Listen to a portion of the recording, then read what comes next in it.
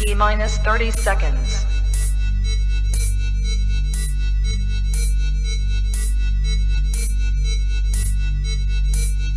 T-minus 20 seconds.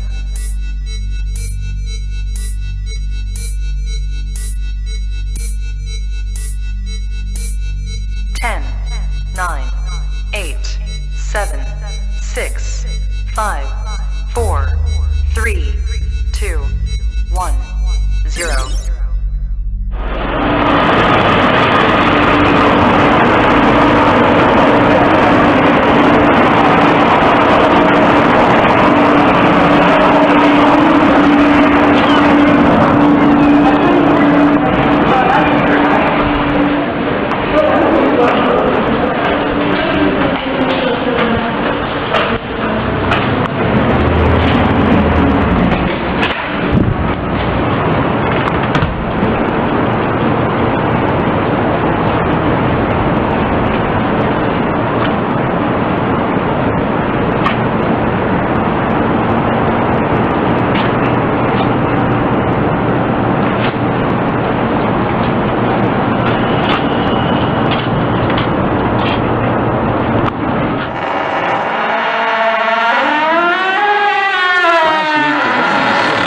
Of an outstanding interconference matchup between Chicago's highly competitive Bears and the Oakland Raiders, the most consistent winners in all of pro football. The Raiders' victors in 7 of 8 depend on an overwhelming defense. In their last game, they sacked Denver quarterbacks 10 times, and a high-flying aerial attack triggered by Kenny Stabler, the man they call the Snake. Having his finest season in 7, Stabler has hit for a whopping 66% of his passes and leads the NFL in touchdowns thrown with 15.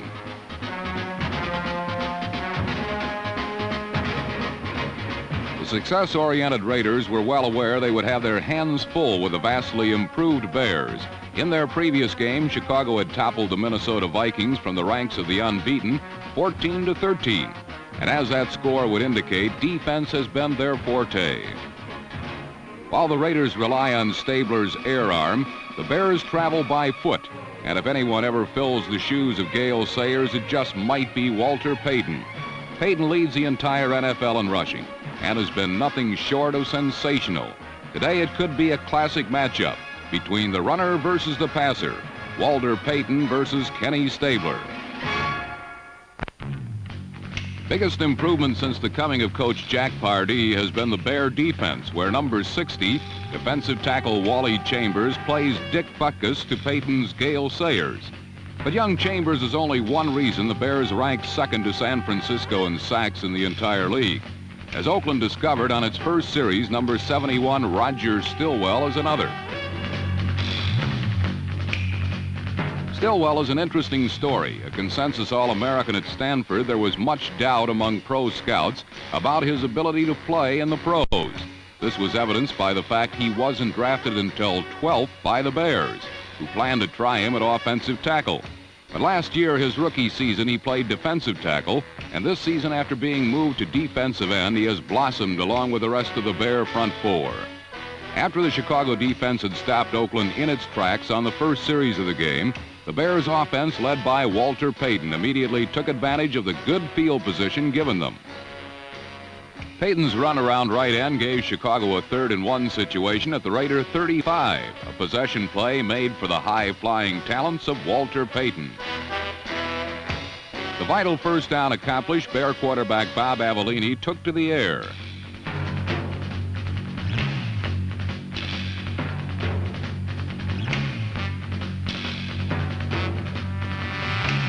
Number 89, James Scott, pulled in Avellini's pass for a 32-yard gain to the Raider 8.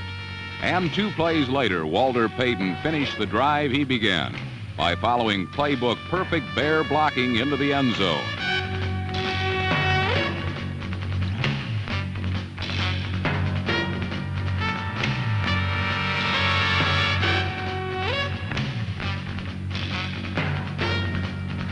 Chicago had drawn first blood by sustaining a 5-minute drive that put them ahead of Oakland 7-0.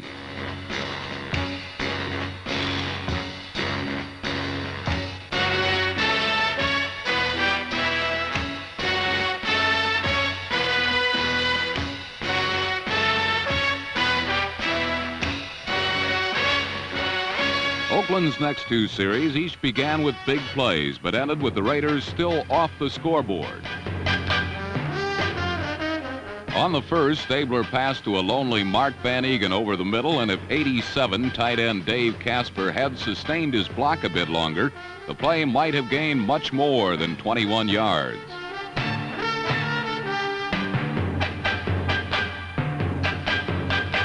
After penetrating Bear Country for the first time today, Oakland was stopped on 3rd and 1 when linebackers Wayman Bryant and Tom Hicks tackled Pete Banaszak for no gain. The next time they got the ball, Clarence Davis shot through a gaping hole and went 31 yards before going down at the Bear 27.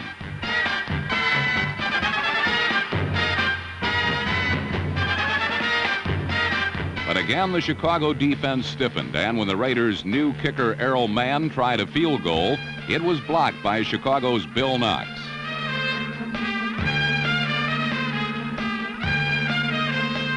While the Bear defense was smothering the Raiders, Oakland was having equal success with Chicago. The Bears never came close to duplicating their well-executed drive early in the game. And as the first quarter ended, they nearly lost their quarterback when a blitzing Ted Hendricks blindsided Avellini.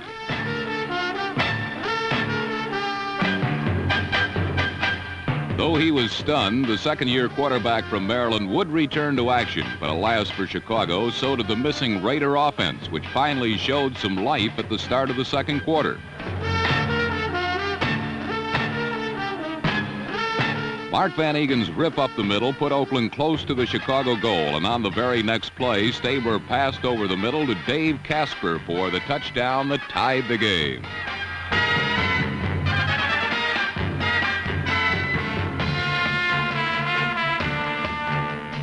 Last year, Casper's weight had ballooned so much that Oakland considered moving him to tackle, but he slimmed down and came into this game as the leading receiver in the conference. However, the touchdown would be his only catch of the day.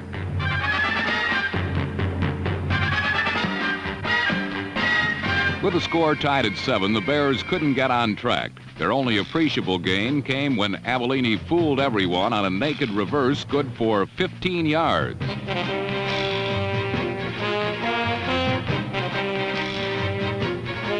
Though the Chicago attack went nowhere on this possession, the Bears got the ball back immediately when Van Eegen coughed it up and Wayman Bryant recovered on the Raider 32. It was a big break coming from a team that makes few mistakes, and Avellini took quick advantage. In the face of a Ted Hendricks blitz that had only the diminutive Payton between him and the Mad Stork, Avellini calmly waited, then threw to Brian Bashnagel over the middle for 17 yards. Bashnagel, a rookie, was a running back and a particular favorite of Woody Hayes at Ohio State. The Bears had him at defensive back, then switched him to receiver and kick returner. According to Coach Pardee, he had the heaviest playbook in camp. The former Buckeyes catch was only the beginning of the end for Chicago, however. The unlikely figure of John Matusak, number 72, arose and halted the Bears' momentum. First catching Payton for a loss of 5 yards, then throwing Roland Harper for a loss of 2. The former number 1 to the Oilers had fallen on hard times before Oakland rescued him, and today their gambles seem to be paying off. After Matusak's demolition of the Bears' running game, what number 24 cornerback Virgil Livers had feared all day finally happened. Stabler. I used it for 20 minutes per day for 6 weeks, and these are my results. $69 Special Forces device turns men into beasts. It emulates 54,000 crunches in 20 minutes and builds an incredible six-pack up to 10 times faster than regular exercise. It was created by Captain James Snipes, a 31-year-old Special Forces officer and a bioengineer. After being wounded in his last mission and spending 3 months in a hospital, he felt weak and realized he wouldn't have enough time to get back in shape for the critical next mission. That's when he remembered what he learned in the Army about using electronic muscle stimulation, and had a desperate idea. Using the EIMD phenomenon that powers all the muscle tissue growth in a human's body, he built a revolutionary device that uses military technology and an innovative type of stimulation to ignite rapid fat loss and explosive muscle gain. Having only 3 weeks left for the mission, he started using the device for 20 minutes per day to improve his core, arms and legs muscles, and the results were incredible. Just after a few days he began feeling stronger and started losing fat he gained when recovering in the hospital, and after only 2 weeks of using the device, he was back in peak physical condition, and his muscles were visible like never before. That's when James realized how powerful his invention was, and decided to start producing it for the general public to bring this life-changing technology to anyone in need. He called it Tactical X Ab Stimulator, and it's the most powerful tool for bodybuilding ever made, that allows anyone to burn fat and get a six-pack abs within just a few weeks. It works by sending gentle electric pulses to exercise the affected muscle and promote rapid muscle growth while burning belly fat at the same time. When your muscles receive the signal, they contract and flex, replicating natural muscle contractions and emulating over 50,000 crunches in just a single 15-minute session. The electric pulses not only target and stimulate the deepest core muscles, but also you can use it for your arms and legs, emulating a full body workout. Whether you want to lose weight or build six-pack abs that will draw everyone's attention on the beach, the possibilities with the Tactical X Ab Stimulator are endless. James wants everyone to know about this new technology, so he's offering a 60% discount for anyone who orders it within the next 24 hours. So go ahead and grab one for yourself and more for your friends and family before this amazing deal is taken down. Click on the link on this video to visit the official website and order with 60% off and free express worldwide shipping.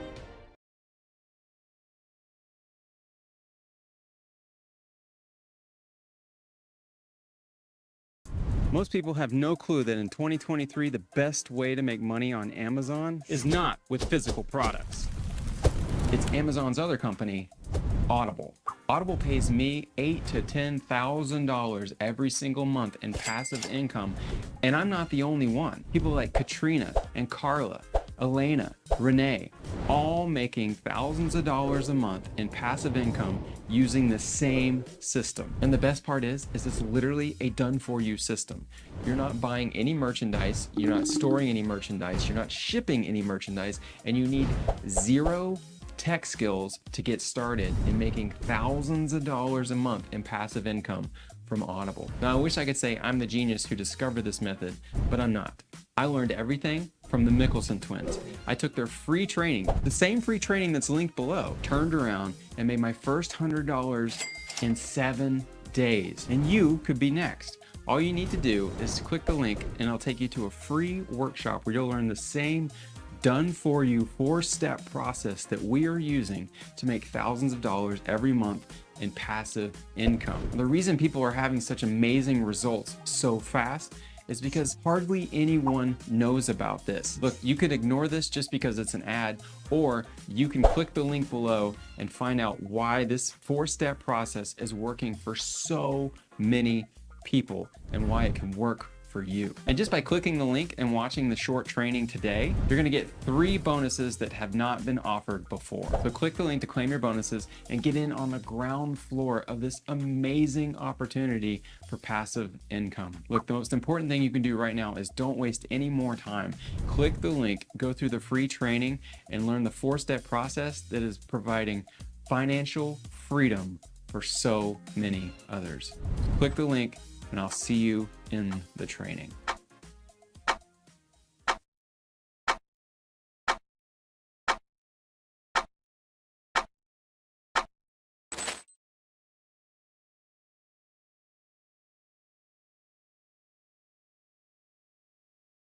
Exploded the bomb, and he was the victim. Across the line from him was the fastest man in football, Cliff Branch, and as all who go one-on-one with him know, sooner or later you'll get burned. For Virgil Livers and the Bears, the time had come.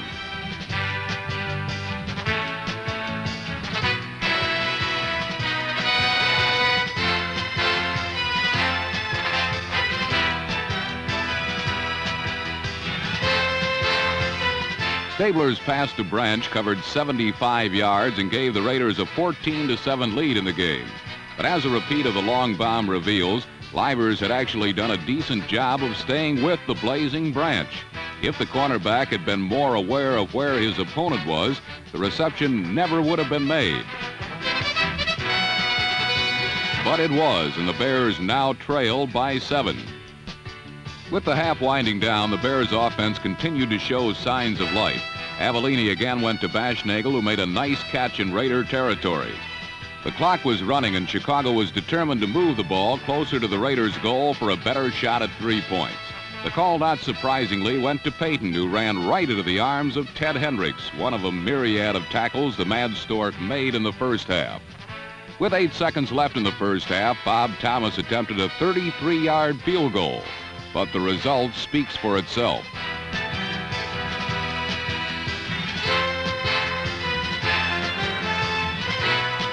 With the exception of their one long touchdown-ending drive at the start of the game, the Bear offense had done little in the first half.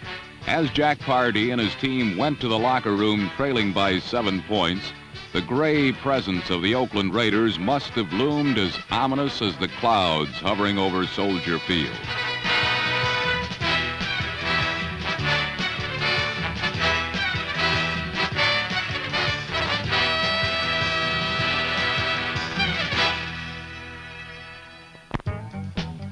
Walter Payton was playing this game with an injured ankle, and in the second half, a combination of Oakland defense and a chill factor that made healthy joints ache had him visibly limping every time he carried the ball.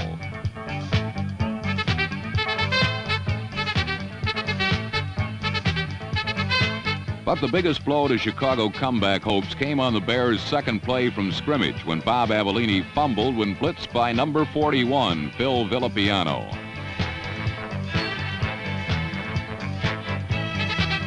Dave Rowe recovered for the Raiders on the Chicago 20, and after 3 Mark Van Egan runs carried to the 2-yard line, Clarence Davis followed number 63, Gene Upshaw, to a touchdown.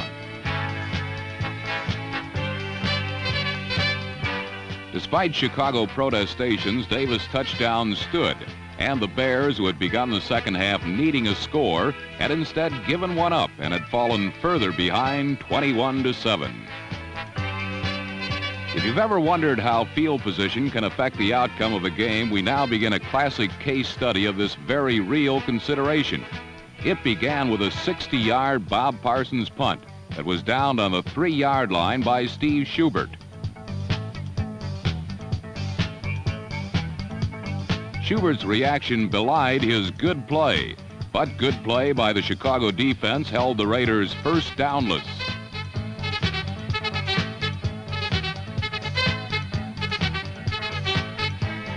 Punting from his own end zone, Ray Guy hit just a 27-yarder, giving Chicago the ball on the Oakland 39. And after a run gain 3, Bob Avellini spotted James Scott behind Skip Thomas for the remaining 36 yards. Avellini to Scott brought the score to 21-14. Chicago had taken advantage of an exchange of punts on which they gained 24 yards. Field position and the kicking game, which directly affects it, had gotten the Bears close. And on the kickoff following Scott's score, another kick helped tighten the game even more.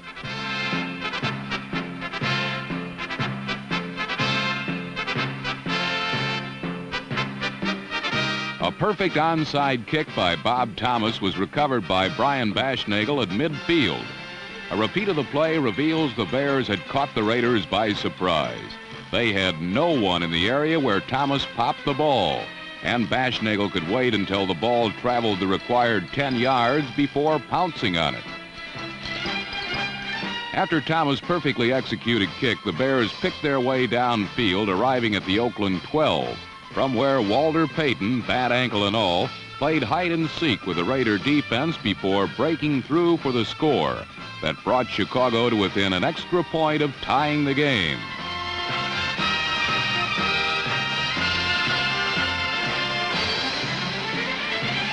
Such runs have become routine for Payton, now one of the NFL's premier ball carriers, and the league rushing leader going into the game. Routine, that is, on 2 good ankles. This 12-yard touchdown run came on 1 good ankle and 1 very bad one, although when seen from up top, you'd never know it.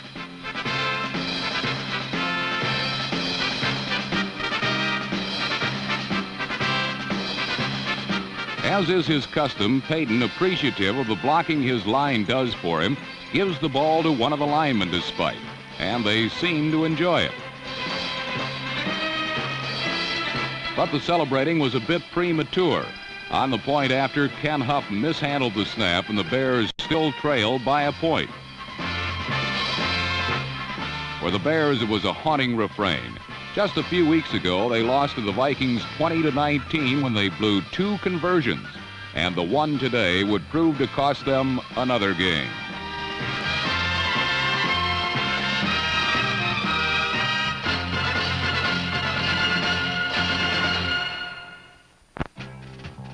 The 76 Chicago Bears are a resilient team. They play everyone tough. Over the past 5 weeks, they have played Washington, Los Angeles, Dallas, and Minnesota twice. They won 2 of those games and had a chance in the other 3. And the Bears would have several more chances to beat Oakland, their 6th straight juggernaut opponent. After holding Oakland on their next possession, the Bears bounced back once more.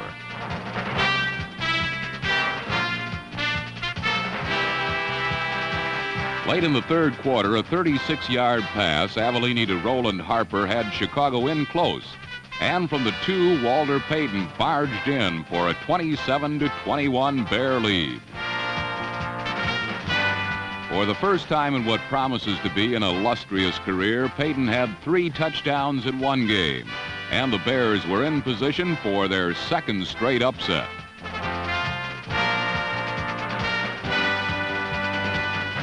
Leading by 6 late in the third quarter, Wayman Bryant exhibited the lengths that the Bears will go for a victory. They are willing to spill their blood for Coach Pardee. Spilling the Gatorade is strictly extracurricular.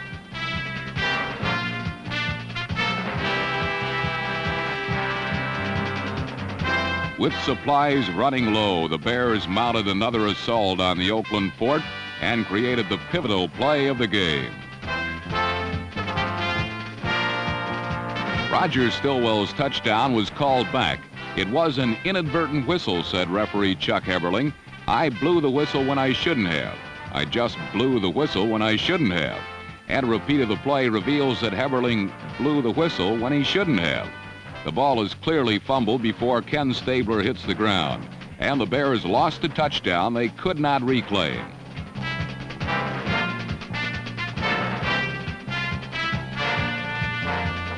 Chance number 1 to put the game away was gone. Chance number 2 came with 5.5 minutes to go when Craig Clemens failed to intercept a Stabler pass intended for Fred Biletnikoff. Clemens' bobble was to be deadly. For 3 plays later, Stabler went for Cliff Branch, and number 24, Virgil Livers, let chance number 3 bounce through his hands.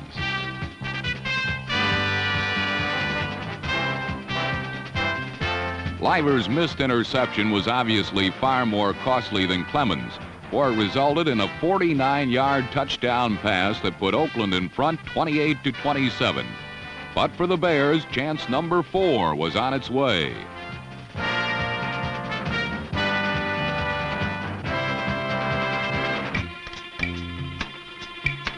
Beginning a drive from their own 34, Chicago methodically punched out 44 yards to the Raiders' 22.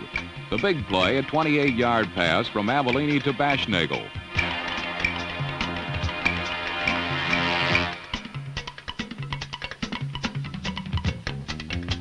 But after reaching the 22 with 4th and 1, the Bears elected not to try a 39-yard field goal into the gusting Soldier Field winds.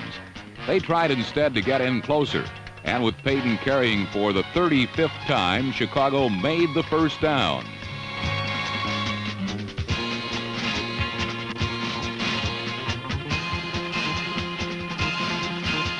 The Bears then ran 2 more plays and reached the Raiders' 17-yard line with half a minute to go. With 30 ticks left, Bob Thomas warmed up as Chicago ran its last play, reached the 14 and called timeout. The game would come down to a 31-yard field goal attempt with 20 seconds left in the game.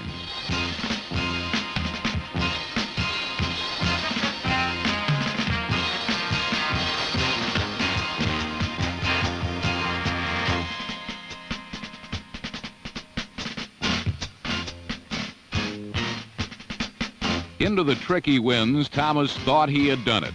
But the ball would hit the upright, touching off a weird succession of events between Holder Huff and Raider Rick Jennings.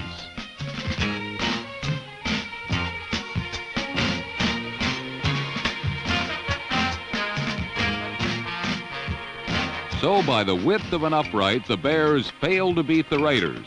And 6 weeks of one of the brutal schedules in the NFL produced 2 wins, 2 losses, and 2 other losses to Minnesota and Oakland by the margin of failure to complete the simplest of plays, the extra point. The Raiders didn't look too thrilled themselves, perhaps because they were just glad to get out of the cold and get out of Chicago with a 28-27 victory, their 8th in 9 games this season.